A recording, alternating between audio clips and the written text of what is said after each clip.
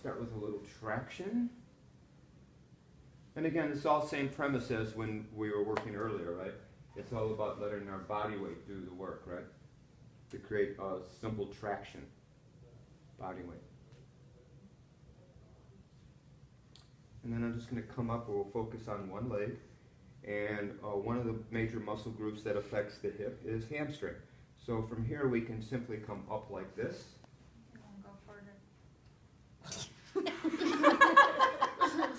No editorializing, please. Number 77. She used to be number 80, but she got demoted because of its comments.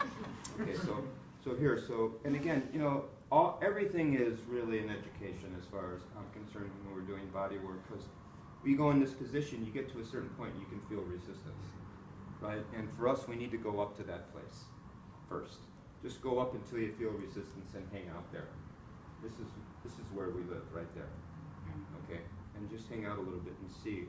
You feel like a little bit more, okay? Yeah, a little bit more. But there's a good amount of resistance, so I'm going here. And usually they say anywhere around 90 degrees to the mat is a standard hamstring stretch.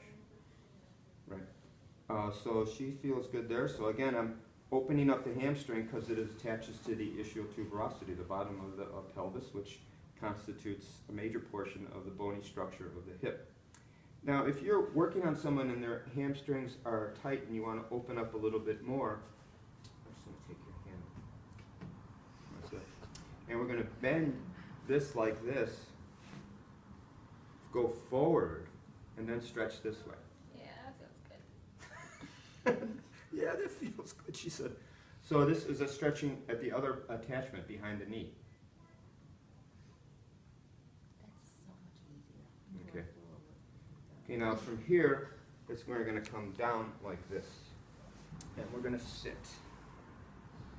One of the things that affects the hip is obviously the hip flexors. Right? So when a muscle contracts, it closes the joint. That's definition of a flexion.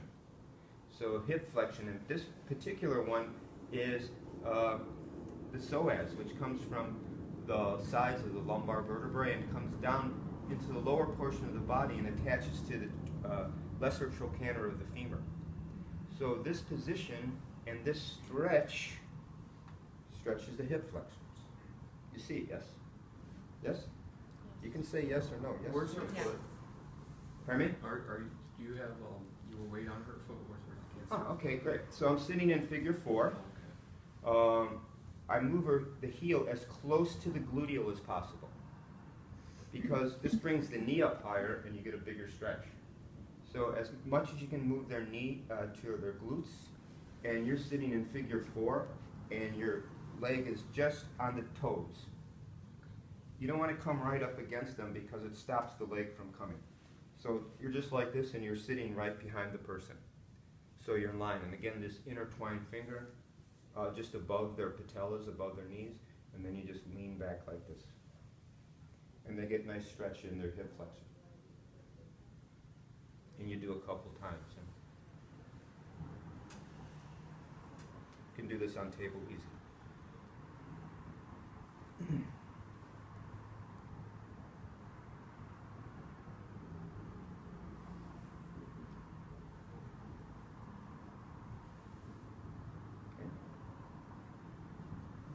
Other muscle group that attaches to the pubic bone is the adductors, right? So for the adductors, we're going to come up from here, we're going to come up like this, and put the arch of the foot on the top of our hip, and we're just going to lunge forward. And we're going to do this a couple of times, gradually bringing it out laterally to stretch adductors. You notice my body mechanics, right? One knee and one foot, and the work is in front of me. So I can just easily just lean in, stretch adductors. And adding a little palmar compression. And if you did this on the table, it's just, you just get up on the table like this, the way you're saying. Yeah, maybe you can be standing along the side and do it, no problem. Okay. She's gonna be working on the table. So for people who are working on the floor but still want to see table, you can move over. Okay, so, and then from here, it's going to move the foot down, and we're going to do range of motion of the hip. Okay, so I want you to see how one thing goes into the other. Here, come back, move the foot down, and then go right in a nice full range of motion of the hip, right? Do one way, and then the other.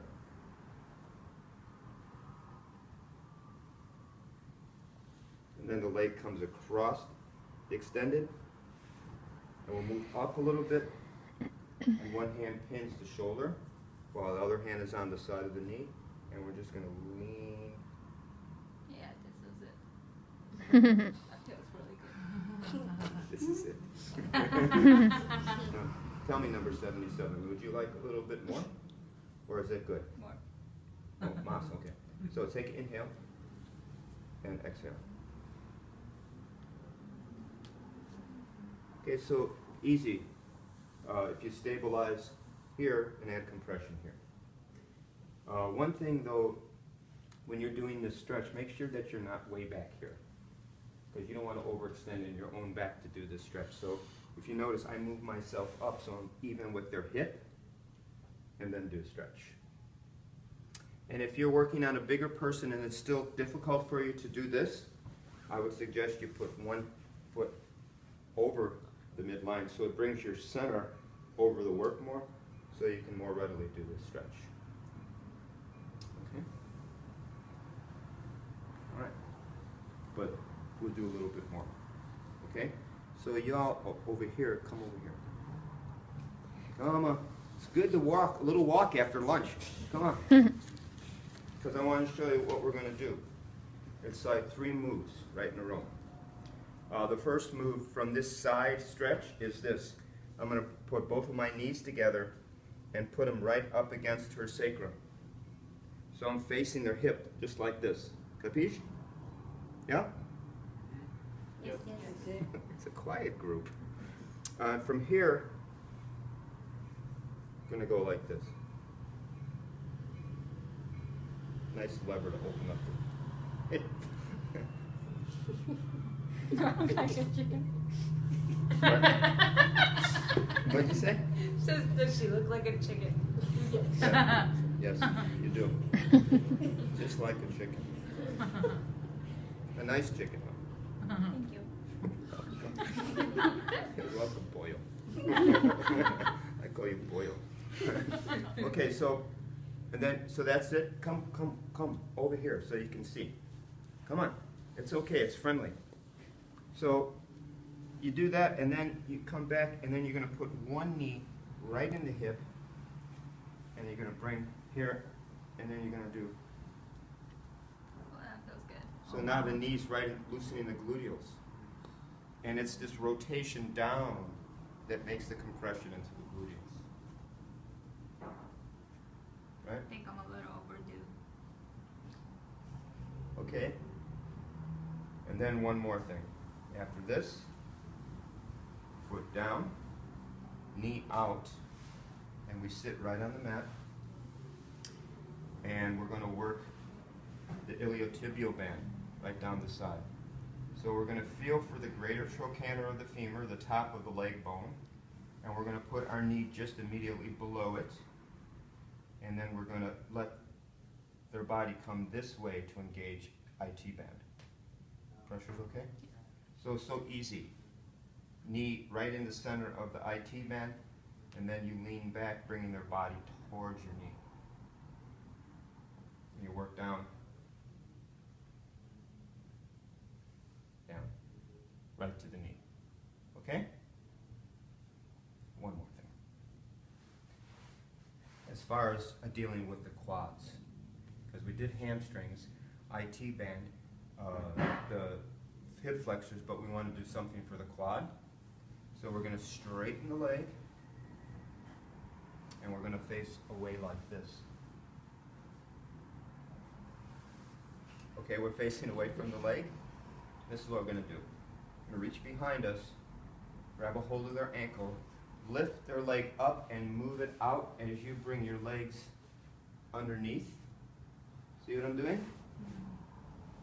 So I'm lifting, moving the leg out, and then I'm putting my legs here, and I'm between the knee and the top of the hip, right?